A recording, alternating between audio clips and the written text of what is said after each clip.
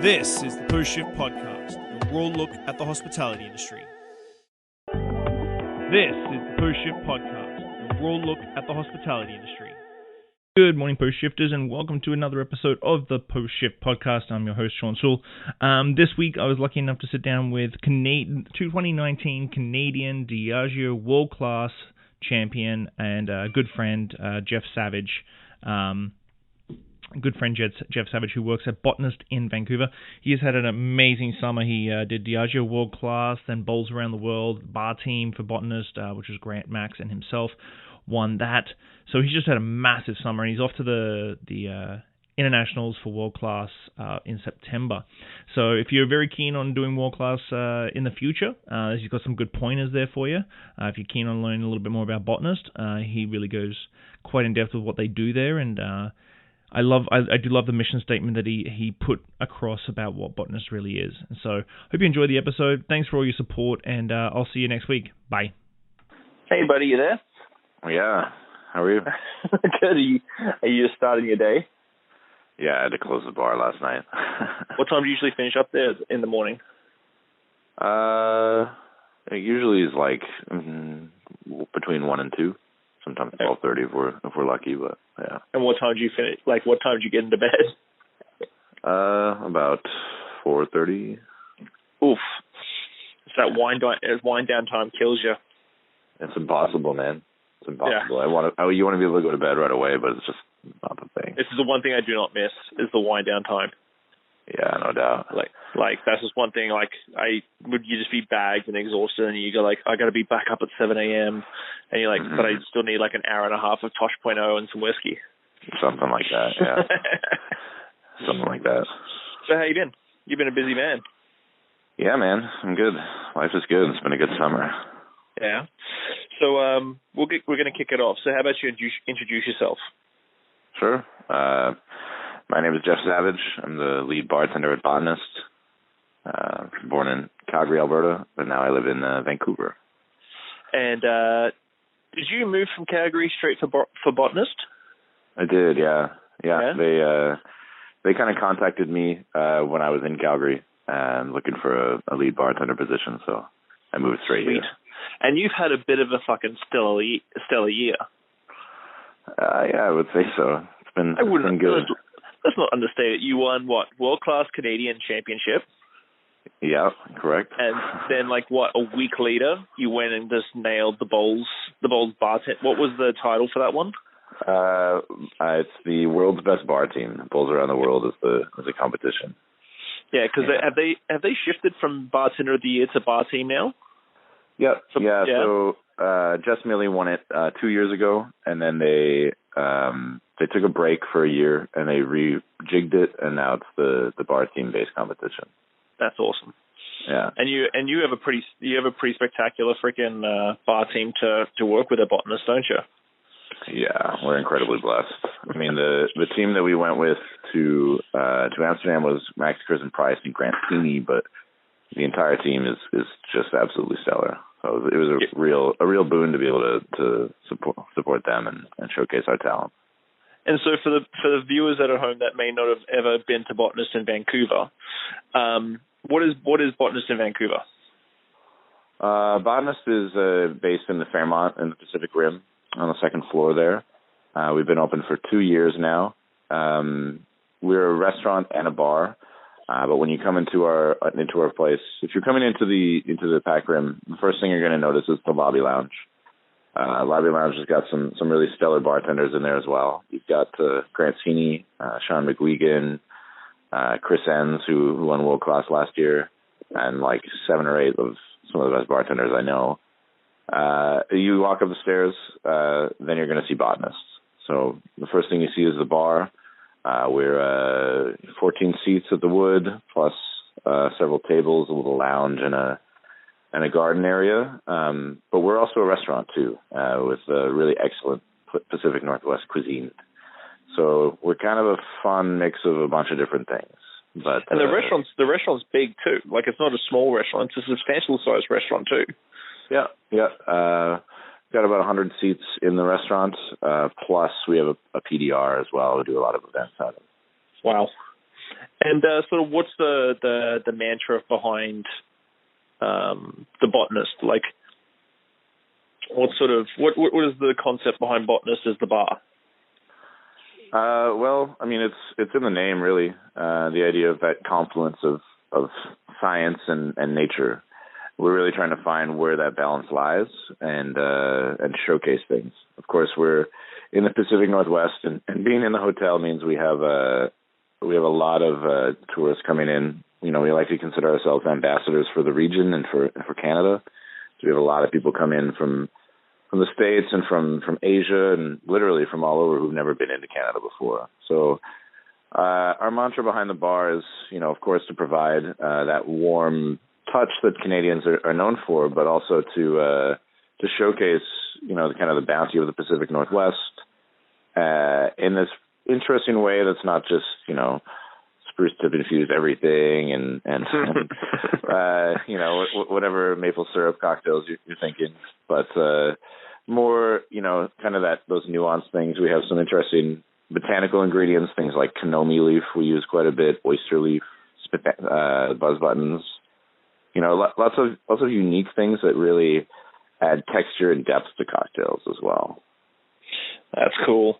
And so you've got some pretty fancy toys. You've got like a little lab off to the side. I've been to Botanist a couple of times now, and I've been spoiled. So you've got some nice toys to play with that a lot of bars in Vancouver and BC don't really have access to. Mm-hmm. Yeah. I mean, we're really blessed with the capacity the hotel's been giving us. You know, we have a really great ice program. We have a bunch of different cuts of ice that we use, all clear, of course, Kleinbell ice. We have a centrifuge as well, and we use that quite a bit. Do you use a Spinzel, or do you have a separate centrifuge? We have a separate centrifuge. Yeah, it's I can't remember the name of it, but it's a large piece, and it's really nice. And like I said, we use it quite a bit. It's big enough that I think we have 4 little containers in it, and each of them are about 300 mils or so. So decent.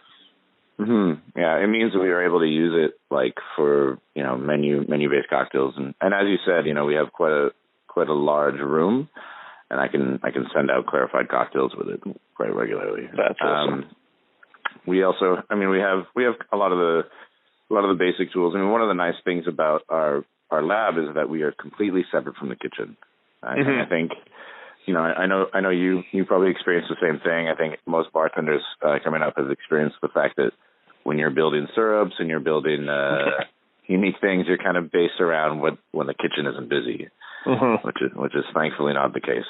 We also do have a rotary evaporator. It's not currently set up yet because I think it requires a little bit of a bigger space and that kind of thing. But we're working on that one, which I'm pretty excited about. That's going to be cool. Mm-hmm. So you did World Class this year, and how many times have you done World Class before this year?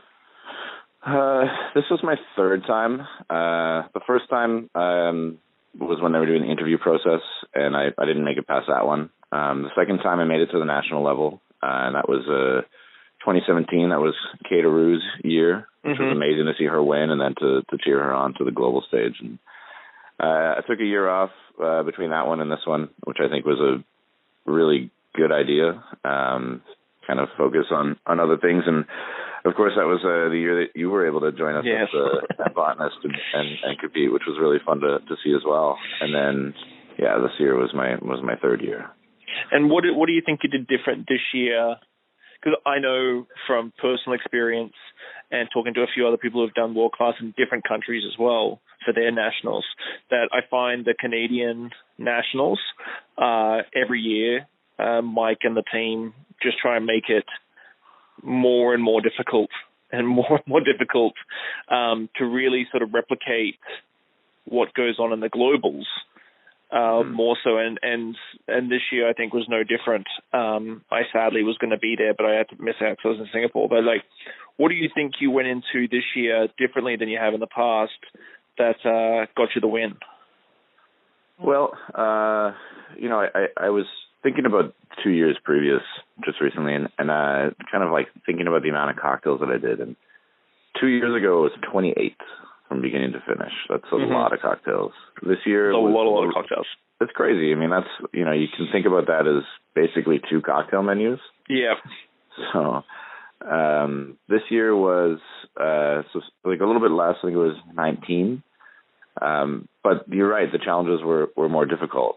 I think it was 2 things. So in my competition life, I've tended to take my drinks and myself a little bit more seriously, which can work really well. But I think you always remember the person that makes you laugh, and that's a really important connection. And I think about the way that I bartend is I want to make people laugh and I want to make people happy. So why am I competing and not making people laugh, and why am I not making them happy? So that was one thing that I focused on, was not taking myself too seriously. One of my challenges was based on kind of a previous destination that I had bartended at, and I chose Thailand when I was 19. So I had a picture of myself as like a 19-year-old, super pasty white kid. No beard? No beard. No beard. Yeah, no beard. And so I showed that, and it like obviously is really funny. I also, I can't say enough about my partner Natish, who really supported me throughout it too. And honestly, that's a huge difference between this past year and previous. She's an artist for one, so she's been able to kind of help me with some of my support materials, and just like she's generally so supportive, warm, and able to like understand that these things take time. And so that was really, really special too. And I guess just one other thing I would say is the one challenge that I think I did the best at and I was most excited about was the Kettle One Better Drinking Challenge. Excuse me, which was a really cool program. Basically, it's create a cocktail that inspires change in your community, whatever you want that to be or whatever you deem that to be. And so I created a cocktail with Kettle One, of course, kind of a martini riff that used the kitchen scraps. So it was like a kitchen scrap oleosaccharum, basically as net neutral a cocktail as you can make. And then I garnished it with a token. And those tokens are from a company here called Save On Meats. The token is essentially what you can do is you can take that token, you can give it to somebody who could use a good meal. They can take that token and go into Save On Meats, and they can get a meal with that token. Oh, wow. Yeah, it is a really, really cool program. It was really great to work with them and highlight them. And so I did a couple of events with them, and that, coming into a competition with that kind of energy and that excitement and that feeling of actually doing some good is really cool. So that's really cool. I think going back to you giving your partner props, I think sometimes a lot of people look at bartenders on the world stage and don't really take too much time to see what sort of support they have when it comes to their partners. And this industry, if you really want to excel in bartending, bar management, whatever, in the hospitality industry, it is a huge sacrifice and a time suck, regardless if you're competing or just trying to run like a place like Botanist. And having an understanding person in your life that I always say that my wife doesn't try to understand me, she just accepts me. And I think, because if anybody wants to try and understand me or understand yourself, like you're just going to go crazy trying to understand why you would do certain things and be up till 4 o'clock in the morning or reading and imbibe in the bathtub because you just need some time to like absorb some new information. But my wife accepts me. Well, when you gaze into the abyss also gazes into you, right? So when is the world champions for the world class? It's going to be in September. We leave to go to Rotterdam first on the 20th. I love Rotterdam. We'll be there on the 20th. Never been. I'm excited. It's really, really pretty. And is that where the finals are this year? So the finals are actually, it's a few different places. We fly into Rotterdam, and we actually go to Schiedam, which is where Kettle One is distilled. That's where the first challenge is. From there, they take us to the Isle of Skye. the World Championships are bouncing around? Yep, for sure. Oh, that's brutal. Well, it's got its positives and its negatives, but yeah, it's a little stressful. But so you go to the Isle of Skye, and then where? And then after the Isle of Skye, we go to Loch Lomond and Glasgow. Oh. I'm just thinking about my nationals last year and how many bags and stuff I took to Montreal for the nationals, and I would die trying to take that on international flights. Yeah, 3 different locations. It's pretty wild. I mean, thankfully I have a massive support network with the world class team. Right, I've got Chris Enns, who won it last year. He's basically my bag boy throughout it, which is great. And then I also have Shane Behan, who came second. He's coming to the Glasgow portion, but I mean that's amazing too. He's such a good resource, such a good mind, and obviously he's able to mule some things for me over, which will be Sweet. great. And then Grant Sini will be at the Glasgow portion as well. So I've got some bodies and I've got some people to hear things. One of the interesting things about bouncing around is that when we go to the Isle of Skye, there is nobody else invited. Like none of the BAs, unless you have a translator. Nobody else is welcome to come. So, and that challenge is actually like a black box challenge. Like we have no idea what to expect for that one. You're just gonna fly in, do a cocktail, then fingers crossed. Yeah, fly out. Wow. Oh man, world class is getting intense, man. Yeah, man, for sure.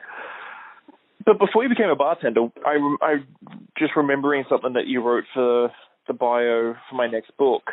You didn't intend to be a bartender, did you? No, definitely not.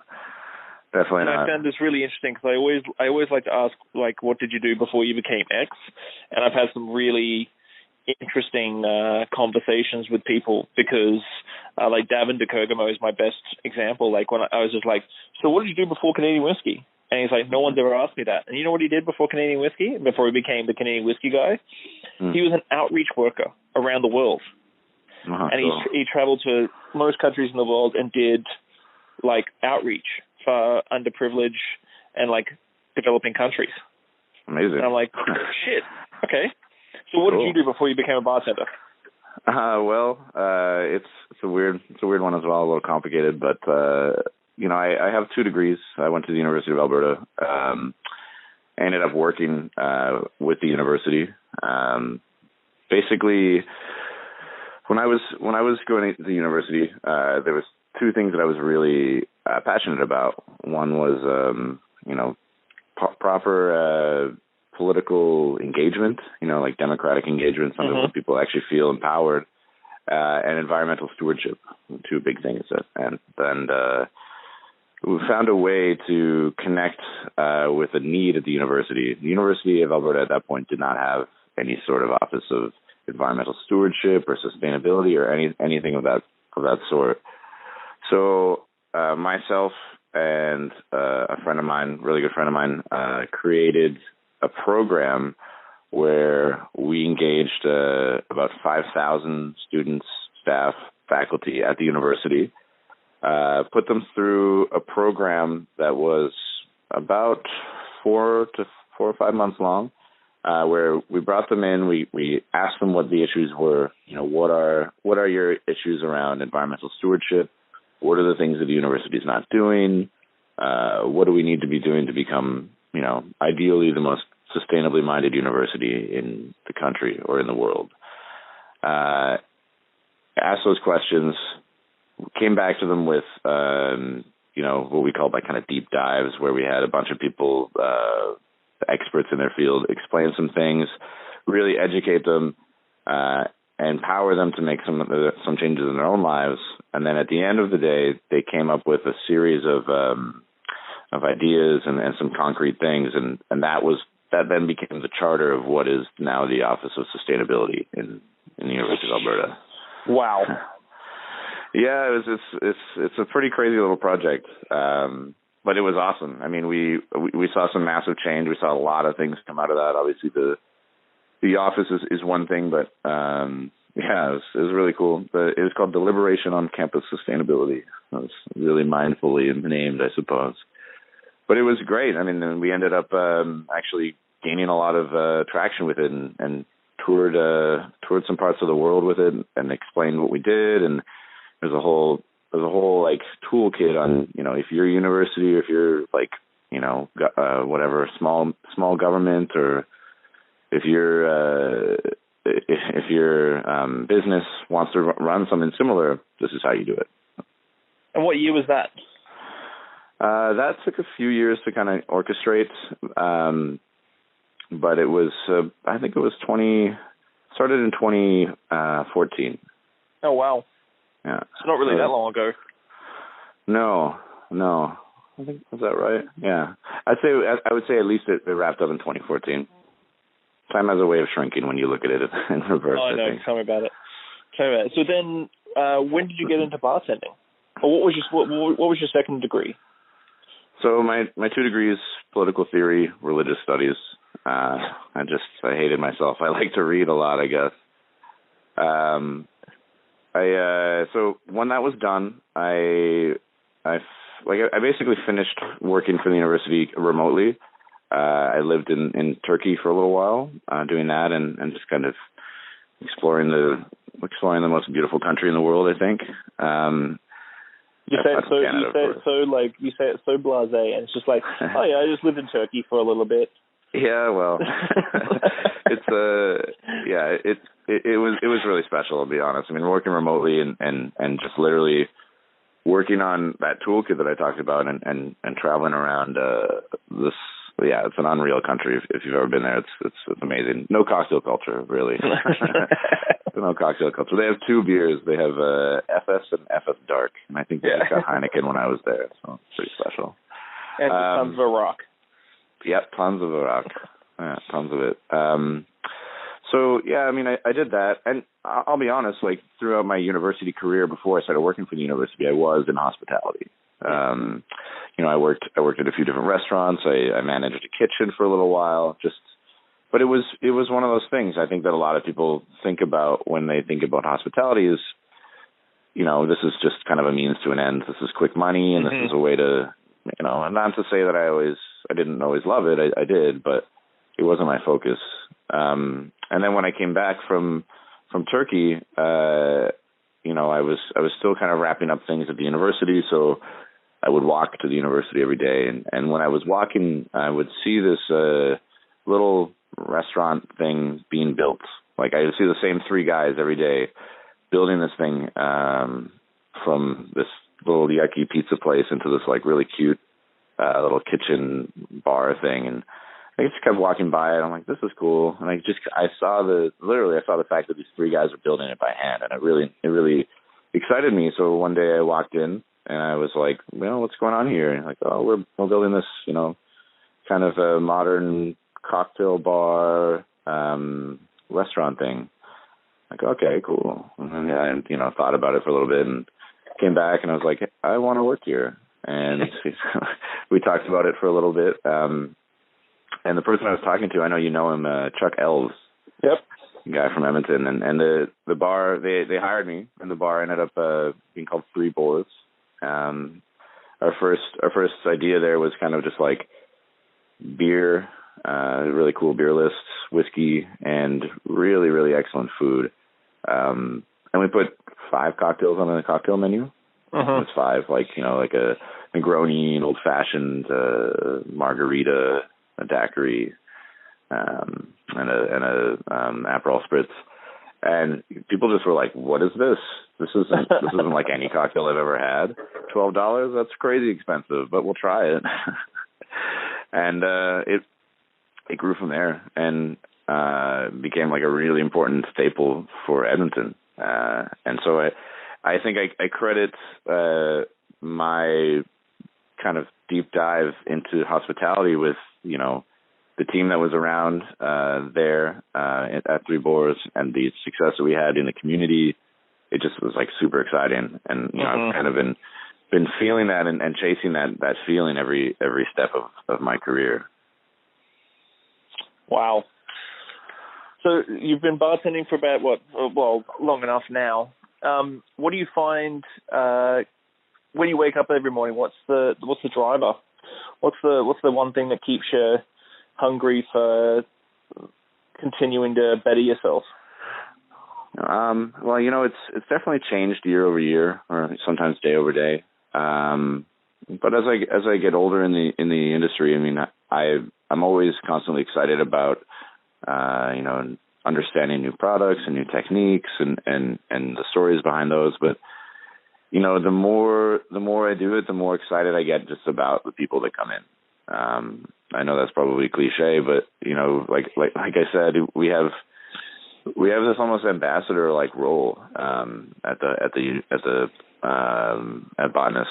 We have the ability to have people come in and they're excited, or they're on vacation, they're staying at this beautiful city in this crazy hotel, and it's we're offering them these cocktails like the cocktail we won Bols with literally floats on a cloud, right? Like that's crazy. It's ridiculous.